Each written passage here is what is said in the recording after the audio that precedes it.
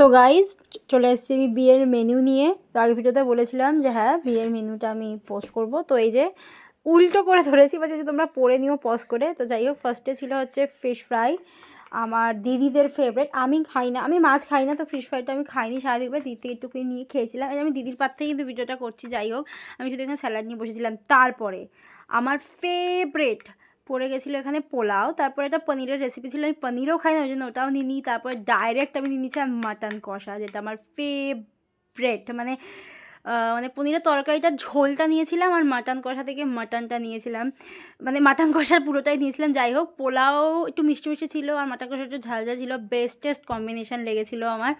তো যাই হোক, এখানে আমি খেতে খেতে হেসে ফেলেছিলাম। তো পাশে একটা দাদা তাকাচ্ছিল আমাদের, তাই জন্য। তো যাই হোক, এবার আমি মাটনের একটু ঝোল মাটনটা নিয়ে পোলাওটা খাচ্ছিলাম, মানে জাস্ট হ্যাভেন ফিল ছিল।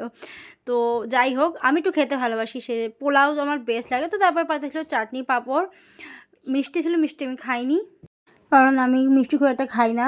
তো যাই হোক, তো ভিডিওটা এটুকুই ছিল। ভিডিওটা কেমন লাগলো জানিও। দেখা হচ্ছে নেক্সট ভিডিওতে, বাই।